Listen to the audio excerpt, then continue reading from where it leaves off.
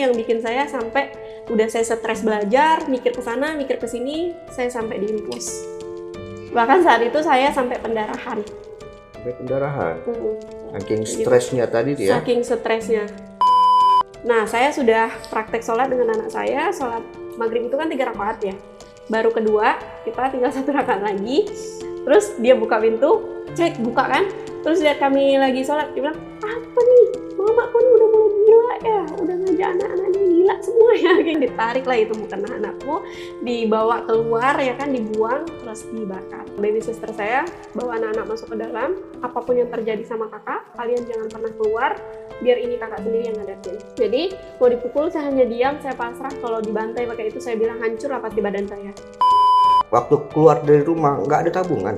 Kan tinggal semua. Jadi emas cincin aja tuh yang dipakai dilepas, dibuka, ditinggal. Sampai segitunya ya? Kamu pilih Islam atau pilih tinggal di sini. Kamu pilih Islam, ya boleh bawa anak-anak kamu boleh, asal jangan bawa satu benda pun. Oh gitu ya? Itu keren banget.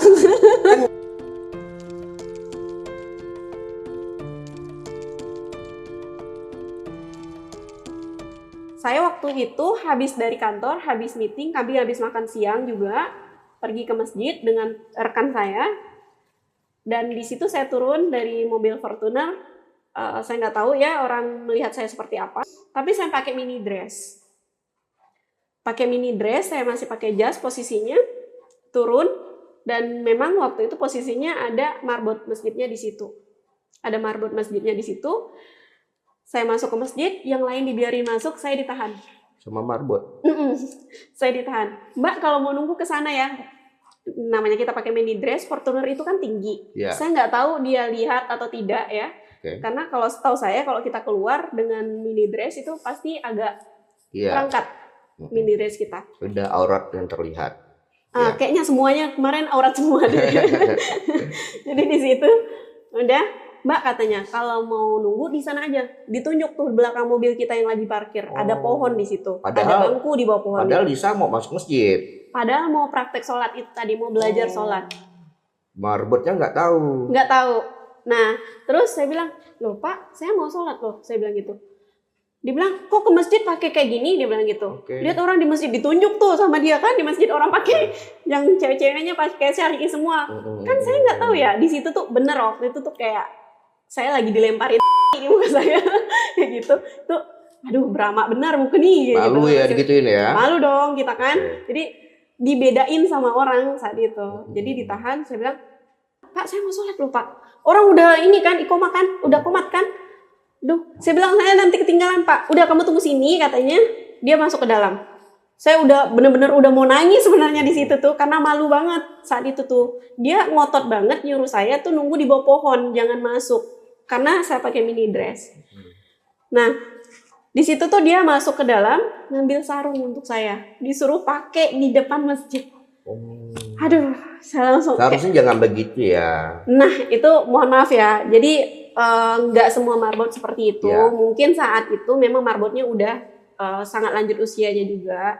Dan dia juga nggak ngerti cara memperlakukan itu. Saya nggak nyalahin dia juga. Tapi dengan cara begitu, itu cara Allah menegur saya, berpakaian yang sopan kamu tempat masjid gitu. Jangan kamu samakan dengan tempat lama. Kan gitu ya. Ini beda dengan yang lama. Seenak kamu aja ya. Dengkul kamu dilihatin gitu. Jadi tuh di situ, oke. Saya pakai sarungnya di situ. Saya udah nggak tahan sekali. Saya sambil berderai air mata, saya masuk. Padahal belum syahadat kan? Belum. Saya masuk di situ, saya wudhu, dan saya udah benar-benar kayak nggak mampu, langsung ikut sholat ya kan. Saya bilang, ya Tuhan, ini pasti rencanamu. Nggak mungkin saya datang di sini dengan sengaja tanpa campur tanganmu Tuhan. Pasti ini rencanamu. Kasih saya pemahaman atas kejadian ini. Saya malu Tuhan. Saya bilang gitu. Saya malu. Apa maksud dari pemahaman ini, kejadian ini? Kasih saya pemahaman Tuhan. Ternyata itu Tuhan itu caranya menegur saya. Kamu tuh pakai pakaian yang sopan lah. Gitu kan. Nah, jadi setelah kejadian itu saya beli rok. Beli rok, dari pasangan saya bilang, baru pakai rok nih padahal kalau jalan. Ini masih pakai baju yang ibaratnya baju kaos. Pasangan saya bilang kayak gini, kamu katanya setelah membaca Al-Quran, katanya kamu sekarang makin gila ya. Udah gila ya, dia bilang gitu dulu. Udah gila ya.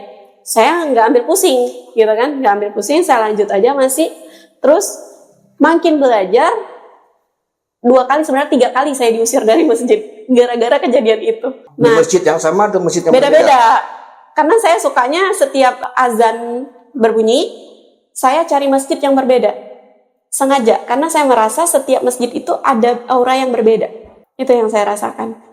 Masjid yang sini beda auranya, masjid yang sini beda auranya, masjid yang ini beda auranya. Itu yang saya rasakan, dan setiap masjid itu ada pembelajaran yang saya dapatkan. Yang keduanya, saya pakai celana yang sobek-sobek sampai ke paha masuk masjid, karena takut ketinggalan sholat maghrib waktu itu. Dan ternyata saya masuk di Pondok Pesantren Putra. Diusir lagi, karena nggak ada yang putri kan di situ kan. Saya belum selesai sholat, ya kan, santri-santri, makmum-makmumnya nih udah pada pergi semua. Saya kaget kan. Saya bilang, kok pada kabur, tinggal imam sama 2 orang lagi di belakang. Saya bilang, Pak, cepet ya, belum selesai pada kabur ya orangnya. Gitu. Terus tuh, iya, Mbak dari mana? Saya dari sini, saya bilang gitu kan. Sambil lipat pakaian nih, lipat mukena nih. Itu pun dipinjamin sama ustadznya ya, pengasuh pondok, dipinjamin karena nggak ada mukena, saya cari di situ. Bentar ya Mbak, saya pinjam dulu, dia bilang gitu. Terus dikasih lah, saya pakai lah, sholat lah di situ kan. Bilang, udah, Pak, kok pada kabur ya? Iya, dia bilang gitu kan. Mbak dari mana? Dari sini. Oh gitu. Mbak mau kemana? Mau ke sini. Oh iya, sambil lipat mukena kan. Dia lihat mungkin saya buka tuh sobek-sobek atau apa kayak gitu kan. Dia kayak menundukkan pandangannya. Itu Masya Allah ya, Islam itu kalau orang yang paham, keren sekali menurut saya. Terus sampai di depan gerbang, saya share sama teman saya di sini, bentar lagi saya sampai. Di situ pas saya share alamat, saya baru sadar ternyata itu pondok pesantren. Oh pantasan tadi semua pada kabur gitu. Ternyata ini pondok pesantren Putra. Masjid, bukan masjid. Terus sapamnya bilang, Ibu kok bisa masuk ke sini Bu? Katanya, kan saya dari tadi stay jaga di sini. Dia bilang, harusnya Ibu nggak boleh masuk sini. Ini bukan jam kunjungan. Udah gitu Ibu pakai pakaian kayak gini ke pondok pesantren Putra. Ini kan tidak mencontohkan yang baik. Pak, saya juga nggak tahu. Kalau saya tahu, saya nggak masuk. Saya bilang kayak gitu. Ini nggak mungkin saya masuk ke sini tanpa izin Tuhan. Saya bilang gitu. Saya cuma takut ketinggalan sholat aja tadi. Karena saya nggak tahu sholat. Saya bilang gitu. Bertengkar sama sapamnya. Bukan tengkar sih. Tapi kayak nggak nyaman lah bahasanya kan. Setelah dia tahu bahwasanya saya belum mualaf, belum Islam seutuhnya. Baru berubah. Baru ya, malah dia bilang, nanti Mbak kesini aja, belajar kesini. Diarahin sama dia. Dikirain udah muslim asli. Betul. Ternyata mau ke Islam, baru mau belajar, baru mencari Tuhan. Tapi keren, baru mau belajar sudah mau sholat gitu ya. Jadi teman-teman, saya ingin menambahkan dari pengalaman Lisa, juga pengalaman saya juga sebagai aktivis mualaf ya di Kalimantan Barat. Jadi teman-teman yang mungkin aktif ataupun mengabdi di sebuah masjid, kita harus lebih pandai, lebih bijak ketika kita menemukan teman-teman kita ataupun saudara-saudara kita yang mungkin ketika datang ke masjid ini belum tentu mereka ini muslim. Bisa jadi mereka ingin mengenal lebih dalam tentang Islam, bisa jadi mereka ingin bersahadat, tetapi mereka tidak tahu caranya. Mungkin dari segi busana ataupun pakaian, mereka ini di luar dari adab-adab Islam. Nah, kita sebagai marbot, teman-teman yang sebagai marbot ini jangan langsung diusir ya. Mungkin karena kemarin juga ada pernah kejadian ya di Jakarta juga ya, ada seorang ibu mungkin karena ketidaktahuannya dia mau seekor binatang yang diharamkan dalam Islam ya, seekor anjing kan pernah, itu mungkin karena ketidaktahuan sang ibu tersebut ya. Nah ini terjadi juga sama Lisa, juga terjadi sama kameramen Laskar Tujangi juga, ingin ke masjid tapi tidak tahu nih caranya seperti apa, pakaian apa yang boleh dipergunakan. Nah jadi kita jangan langsung emosi, jangan langsung mengusir, tapi tepatnya kita bertanya ada keperluan apa datang ke masjid. Karena tugas marbot ini adalah melayani para jamaah. Bagaimana jamaah ini ingin mengulang kembali ke masjid. Tapi jika marbotnya, mohon maaf, mungkin karena keterbatasan pengetahuan ya, sehingga salah dalam mensikapi jamaah-jamaah yang datang, sehingga jamaah itu mungkin ilfil untuk datang kembali.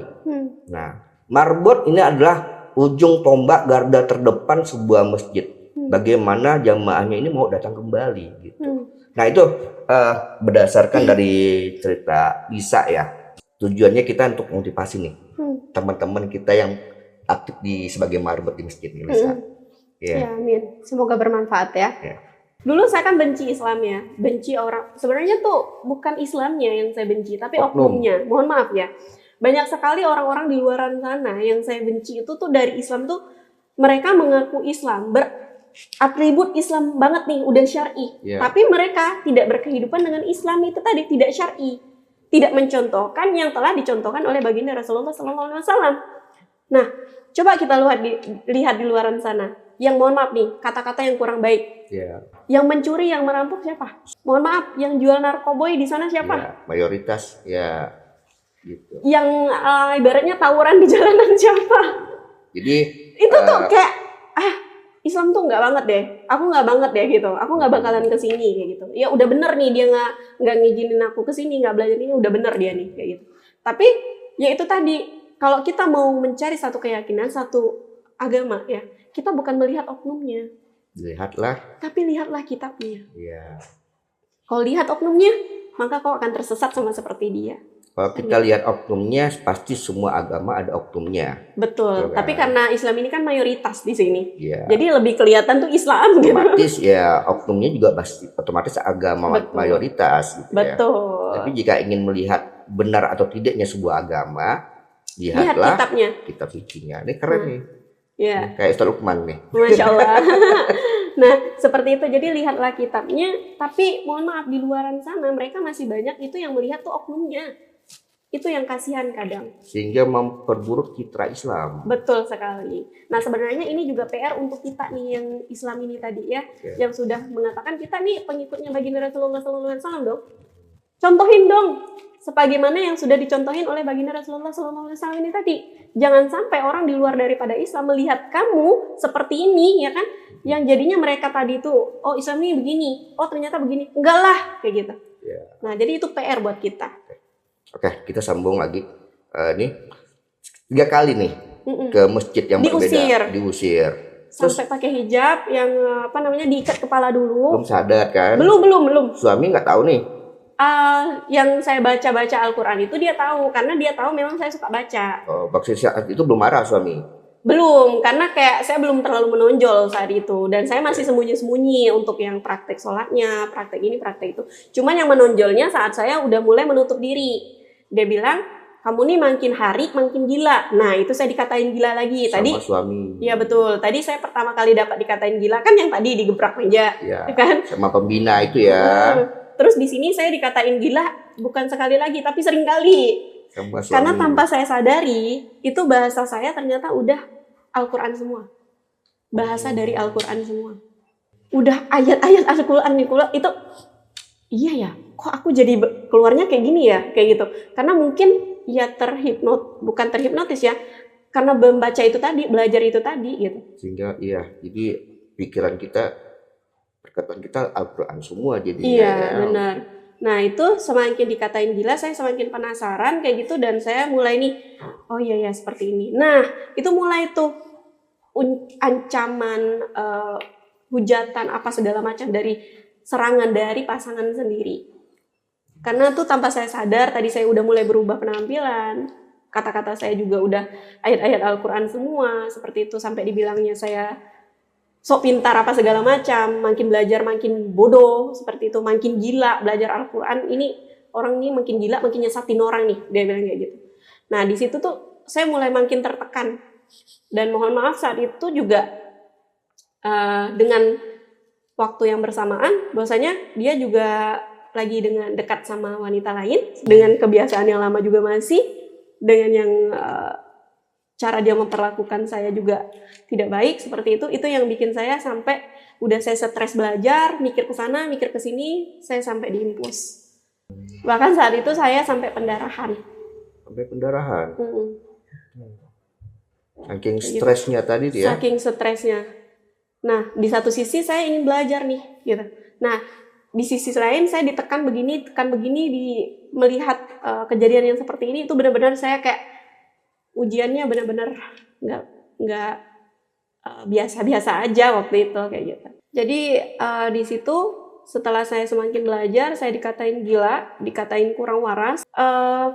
Saya bilang, oh iya ya, kayak gini, masa sih kayak gitu? Tapi saya semakin penasaran. Saya baca.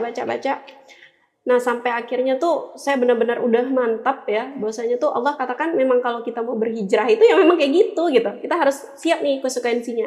Sama halnya seperti para nabi dulu, para rasul juga, bahkan tuh ada yang sampai dibunuh ya Iya. sama orang-orang kafir seperti itu. Jadi Rasulullah pun saat berdakwah tidak juga baik-baik saja, tidak mulus-mulus saja, sampai dilemparin dengan batu, ya kan, Iya. ditimpuk dengan kotoran, ya, diusir, bahkan mau dibunuh berkali-kali. Jadi itu saya pikir, oh ternyata nih saya nggak ada apa-apanya nih. Saya semakin penasaran, saya semakin belajar, terus saya mulai praktek sholat di rumah dengan anak-anak saya.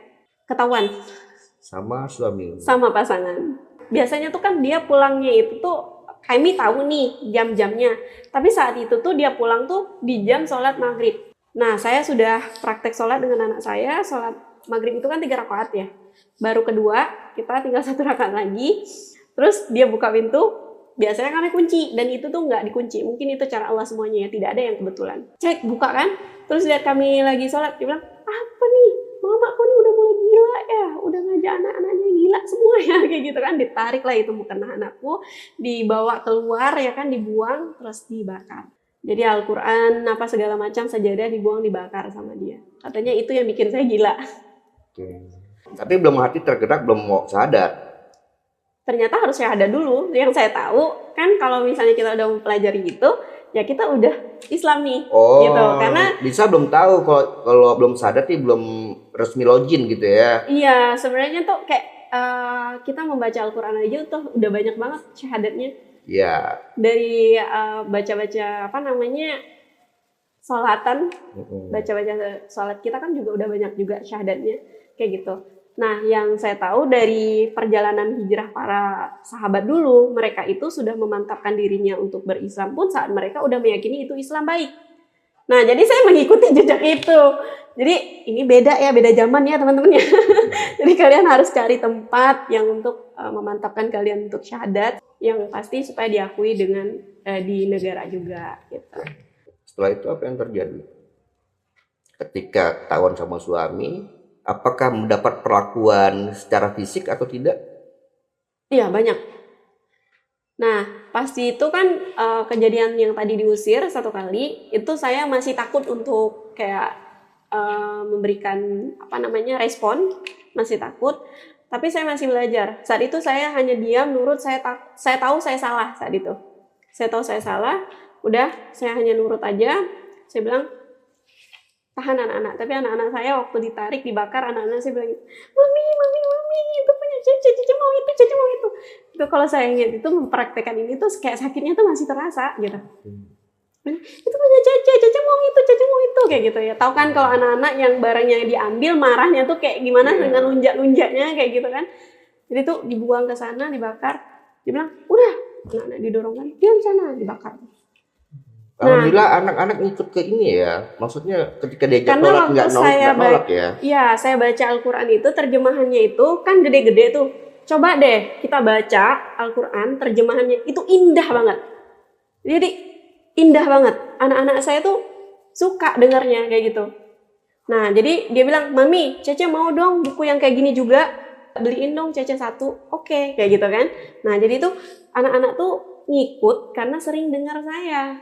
Nah, saya juga dulu waktu pertama kali nonton untuk kisah-kisah Rasulullah, kisah-kisah para nabi, itu nontonnya bukan yang langsung kayak film bener-bener yang diperankan orang seperti kita ya, tapi kartun. Menurut saya itu lebih ringan aja, mudah saya pahamin gitu. Jadi kartun saya nonton, anak-anak kan suka kartun ya.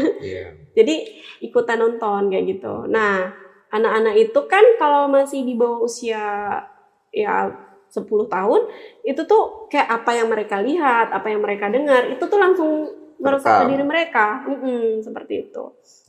Nah, jadi di situ tuh udah terjadi lagi KDRT, pemukulan dan lain sebagainya, rumah udah amburadul ya kan, itu untuk yang kesekian kalinya. Terus terakhir saya mau dipukul dengan meja seperti ini yang dipatah pakai kakinya ya, kaki diangkat terus patah seperti itu.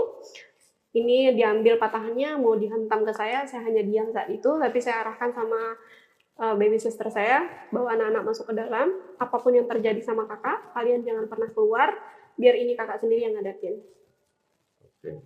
Jadi mau dipukul saya hanya diam, saya pasrah. Kalau dibantai pakai itu saya bilang hancur lah pasti badan saya. Dengan tenaga laki-laki lagi kan, badan saya kecil lagi kemarin ya, kecil. Sekarang udah nggak kecil. Nah terus dari situ hancurlah saya bilang matilah saya nih, saya bilang kalau dibantai. Terus saya pasrah, tapi ternyata dia nggak jadi mukul saya. Tapi sempat tangan saya udah biru, sama pinggang saya biru, ketek anak saya juga udah biru karena dilempar pakai kursi. Oh, iya, itu masuk ke DRT juga tuh sebenarnya.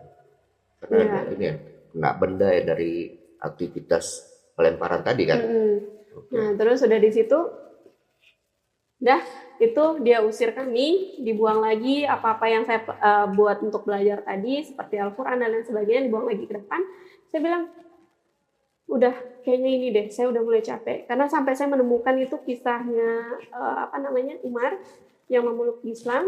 Pertama dia dengan pedang terhunus ingin mendatangi Rasulullah, tapi sebelumnya singgah dulu ke tempat adiknya dan menemukan ayat Toha. Hanya satu ayat saja bisa membuat dia yakin dengan Islamnya. Dengan pedang terhunus memeluk Islam, dan setelah dia memeluk Islam, kata Umar, ya Rasulullah, di puncak kebencian kan dia memeluk Islam, puncak kebenciannya dengan Rasulullah kayak gitu. Dia bilang, ya Rasulullah, apa yang kita lakukan ini benar? Benar ya Umar, kata Rasulullah. Kalau benar, kenapa kita takut? Ayo kita perangi orang-orang itu. Kita tunjukkan Islam ini. Bahwasanya ini benar, kata Umar. Nah, saya terinspirasi dari kisahnya Umar. Kenapa saya takut? Saya bilang, ini benar. Jadi saya terang-terangan saat itu belajar, saya sholat, ngajak anak, saya larang dia makan babi, anak saya, seperti itu. Nah, dia tidak terima ternyata. Nah, memang itu memang udah konsekuensi yang harus saya hadapi, dan saya udah temukan itu dari kisah-kisah perjalanan para rasul, para nabi, dan juga dari Al-Quran pun sudah jelaskan bahwasanya nanti kamu akan mendapatkan perlakuan seperti ini, caranya seperti ini. Kalau kamu dibeginikan nanti kamu akan begini, nanti Allah yang akan bantu kamu. Dan nanti bisa seperti ini. sudah siap ya menghadapi Insya Allah semua saat ya. itu udah siap karena saya berpedomankan dari Al-Quran. Masya Allah. Karena udah banyak sekali kejadian yang tidak nyaman, dan setelah mendapatkan tadi cerita ya atau inspirasi dari Umar bin Khattab, bahwasanya tuh ngapain kita takut kalau ini kita benar gitu. Lagi pula Allah udah mengatakan bahwasanya jika kita meninggalkan sesuatu karena Allah, maka Allah akan gantikan sesuatu itu dengan yang lebih baik. Banyak lagi kata Allah ya kan. Nah memang saat itu tuh Allah katakan juga, apakah kamu tidak akan kami uji setelah kamu mengatakan beriman, kata Allah. Justru saat kita mengatakan diri kita beriman, di saat itu juga Allah akan ujikan kita. Pertanyaan kita nih siap gak nih, gitu kan? Tapi Allah itu menguji kita kan bukan hanya untuk sekadar menguji aja ya, tapi itu cara Allah untuk menaikkan derajat kita. Jika kita layak, jika kita pantas, maka Allah akan kasihkan dengan sesuatu yang lebih baik lagi gitu. Tapi di saat kita berhijrah itu, banyak sekali dari teman-teman di luaran sana, ya termasuk juga saya juga waktu pas masih menjalani proses hijrah ini tadi ya, kok Allah lama banget sih nungguin saya kayak gitu kan, kok gini amat sih hijrahnya kayak gitu. Rasanya tuh sempat gak kuat, dan gue yang itu terpuruk selama 2 tahun itu juga pernah. Tapi Allah tuh kuatkan hati kita dulu gitu. Jadi hati kita dulu yang Allah kuatkan. Setelah kita ini benar-benar ibaratnya mampu untuk menerima cobaan itu tadi, menjalani cobaan itu tadi, dan pantas untuk menerima hadiah dari Allah, barulah Allah gantikan dengan hal-hal yang seperti itu gitu. Oke. Dan itu terjadi, Allah gantikan yang lebih baik. Duh, keren banget Allah tuh ya, janjinya tuh benar. Jadi Allah itu tuh setelah saya keluar dari situ ya, kan memang ibaratnya tuh, aduh kok nggak enak banget, Keluar karena udah dari mana nih? dari rumah. Jadi udah diusir dari rumah ya kan, telepon bapak, telepon ini Pak, saya diusir nih Pak. Kenapa? Kata bapak, diusir. Saya nggak cerita kan. Nah bapak nggak tahu kasusnya apa. Baliklah nih, dijemput sama bapak pakai pickup ya kan. Duduk kita di belakang pickup itu kan, sama anak-anak ya kan, sama ini. Terus udah balik ke sana kan. Kirain tuh bapak tuh bakalan nyambut, kamu nggak pernah, tenangin nak, nggak usah takut, ada bapak sini kayak gitu. Enggak, ternyata bapak tuh nggak kayak gitu. Jadi tuh malah bapak bilang, kamu kenapa diusir Pak? Kenapa? Karena ini. Itulah kau tuh bodoh gitu. Bodoh lagi aku. Itulah bodoh kau, dia bilang gitu kan. Terus aku tuh nggak mikirin kau tuh mau makan apa, mau hidup seperti apa, dia bilang gitu. Aku nggak mikirin kau, dia bilang gitu. Tapi aku pikirin anak kau, dia bilang gitu. Nanti mau makan apa, dia bilang gitu. Sampai bapak tuh bilang, mau mati ke mau apa terserah saya gitu. Tapi bapak tuh nggak mikirin saya, mikirin anak saya. Sebenarnya dia kan seorang bapak, saya seorang ibu. Saya juga mikirin itu untuk anak saya kayak gitu. Belum bapak saya berpikir kayak gitu, ya saya udah berpikir duluan kayak gitu. Tapi kan persoalannya tuh ibaratnya bapak tuh masih belum meranahnya kayak ngerti gini kan gitu. Tapi bapak posisinya sudah mualaf ya. Saat itu sudah, tapi Sudah masih mualaf. belum, ibaratnya belum benar-benar memperdalami. Makanya tuh saya ini memutus untuk semua hal seperti itu. Yang tadi mohon maaf nih, banyak sekali orang di luaran sana, mereka itu mualaf karena menikah, ikut-ikutan, atau ada hal lain, atau ada faktor lain. Contoh nih, maaf nih, dari luaran sana juga kan, dari keyakinan yang sebelah kan, hanya mohon maaf nih, dibawakan kayak barang-barang sembako, hanya untuk memurtadkan orang-orang yang muslim ini tadi, datangin orang-orang yang tidak mampu, ya kan. Nah, terus dimurtadkan kayak gitu. Sebungkus mie pun bisa murtadin orang juga kayak gitu kan. Nah, jadi di situ tuh pikir kalau saya nih nggak mikir itu dari awal, mungkin saya diusir berkali-kali. Udah dari dulu gitu. Ini udah berkali-kali lo ngusir saya. Satu kali aja saya diusir, mungkin saya udah pergi kalau saya nggak mikir di situ. Tapi karena saya mikirnya di situ, nanti anak saya kayak gimana? Saya bisa nggak nih hidup tanpa dia, ya kan? Saya bisa nggak nih nanti punya seperti ini lagi kayak gitu. Saya udah mikirkan itu semua sebelum bapak saya mikirkan. Tapi Masya Allah, tabarakallah, itulah rencana Allah yang untuk lebih memperkuat lagi iman saya, seperti itu. Dan tadinya bapak saya yang mengusir saya, kadallahnya alhamdulillah Masya Allah sekarang jadi garda terdepan saya membela Islam. Bapak, Iya. Masya Allah. Ini ayah kandung ya, bapak kandung ya? Iya, ayah kandung, saya belum ada ayah tiri. Tadi kan katanya kecilnya di keluarga angkat, kan? Bapak ternyata juga mualaf. Ketika usir dari rumah suami dengan alasan masuk Islam tadi kan, bapak juga ternyata marah, gitu ya? Dan Disuruh balik lagi. disuruh balik lagi ke rumah. Enggak, jadi pokoknya tuh Suruh balik agama asal atau balik ke rumah? suruh balik ke rumah lagi, pokoknya tuh kayak gitu. Jadi saya pikir, saya balik ke sini kayaknya nggak mungkin deh. Terus balik ke sini, aduh saya juga nggak betah kalau diginiin. Jadi tuh ketemu sama bapak satu rumah ya kan, namanya satu rumah pasti bakalan ketemu mulu kan. Iya. Jadi tuh ketemu sama bapak, lihat mukanya nggak enak banget. Jadi tuh tunduk, aduh kayak rasa orang asing ya, mending aku tinggal di rumah orang sekalian deh kayak gitu kan.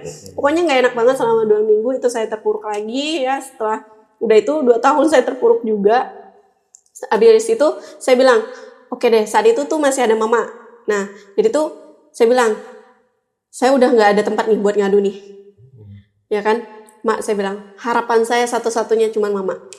Saya minta doa restu sama mama.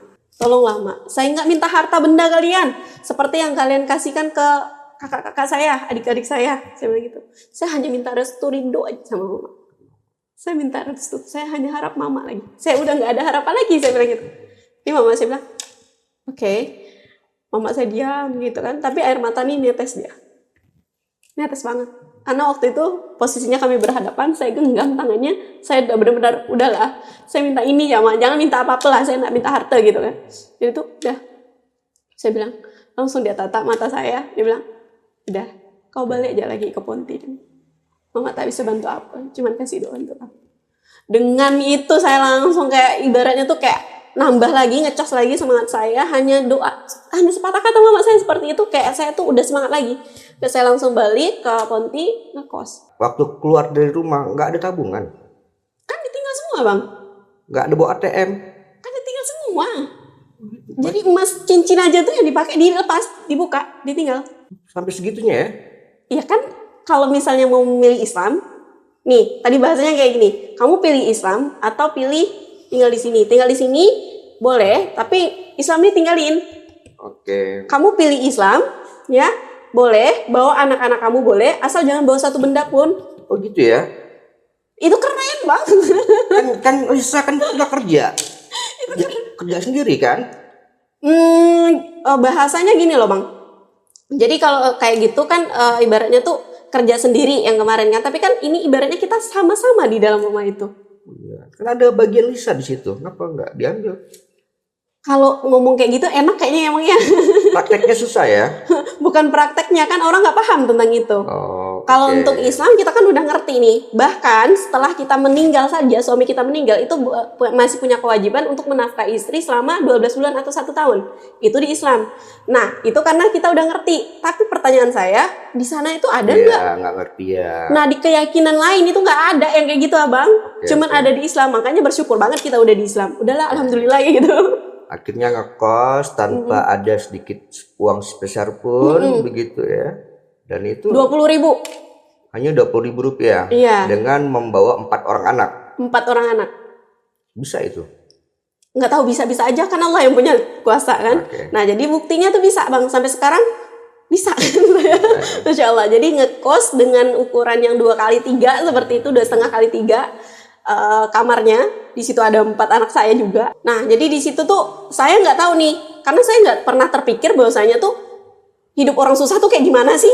Saya nggak pernah bayangkan itu gitu. Nah, jadi di situ tuh ternyata kalau ngekos kita harus bayar dulu tuh di depan. Ternyata Aku udah tinggal situ 1 bayar. minggu. Iya, aku nggak bayar. Aku pikir tuh kita tinggal dulu selama 30 hari, ya kan? Kita tinggal dulu 30 hari baru nanti dibayar kayak gitu. Ternyata tuh kita bayar dulu baru tinggal di situ. Nah, saya nggak ngerti. Udah 5 hari di situ. Datanglah yang punya kos. Dia bilang, Kalisa, ini belum dibayar kosnya. Kira-kira kapan? Hah, bayar dulu ya bang? Saya bilang gitu. Iya, dia bilang gitu. Oh, bayar dulu kak. Gini kak, saya bilang ceritalah saya kan. Saya ini nggak punya uang kalau misalnya untuk bayar sekarang, saya bilang gitu. Tapi kalau misalnya abang nih sama kakak nih percaya sama saya minta waktu, nanti saya bayar, saya bilang gitu. Untungnya mereka percaya. Mereka percaya, oke, di situ sekitar hampir 2 minggu saya tinggal di situ, baru saya bayar langsung 3 bulan. Dapat duit tuh berarti. Dapat duit. Ya itu tadi janji Allah, ternyata tuh bener kan? Jadi kayak di film-film ya, ibaratnya seperti Ayo kita filmkan bang. Hidup berkecukupan seperti princess gitu ya. Ada baby sister, ada pelayan, ada semuanya tiba-tiba. Oh, Masya Allah. Sebenarnya nggak kayak gitu juga, cuman kadang orang membayangkan tuh terlalu ya. Nah, suka-suka orang lah berpikiran kayak gimana. Oke, lanjut bang. Oke, tiba-tiba langsung ngekos gitu kan, tanpa ada pembantu, tanpa ada ini semua. Itu harus dialami sama Lisa juga gitu ya. Ya, jadi tuh makanya saya bilang, saya tuh nggak pernah berpikir kayak gini kehidupan saya kayak gitu. Bahkan ada yang kayak sekarang kan memframing saya bahwasanya tuh, ih si janda nih anak empat nih, udahlah kau ngurusin anakmu aja, jangan ngurusin agama, jangan ngurusin orang. Mohon maaf ya, saya nggak ngurusin anda. Saya sudah tidak punya banyak waktu untuk ngurusin kalian. Cuma kalian aja kenapa mau ikut campur urusan saya kan kayak gitu kan. Dan lagi pula tuh saya bilang, itu bukan maunya saya. Siapa sih yang punya cita-cita kamu jadi janda? Mau kamu cita-cita jadi janda, jadi duda? Enggak kan? Enggak ada orang yang punya cita-cita itu. Kamu mau cita-cita punya anak 4 kayak gitu, terus menjanda, hidup susah kayak gitu, miskin, melarat? Ada orang yang punya cita-cita kayak gitu? Enggak ada kayak gitu loh. Nah ini nih udah campur kayak ini ya, buat yang di luaran daripada Islam yang kalian melihat orang bahwasanya tuh banyak sekali mereka memframing saya bahwasanya tuh memilih Islam karena mohon maaf nih, kata joroknya ya, selangkangan seperti itu. Terus karena harta, karena menikah dan lain sebagainya. Nah buktinya justru karena saya memilih Islam, saya kehilangan suami dong. Kehilangan harta juga. Harta juga, ya kan? Satu pertanyaan saya. Susah jadinya. Kalau kamu nggak hidup susah, kalau kamu nggak siap hidup susah, jangan milih Islam. Tetap aja kamu dari luar Islam gitu kan, kafir. Ya. Oke lanjut bang. Oke, satu pertanyaan saya.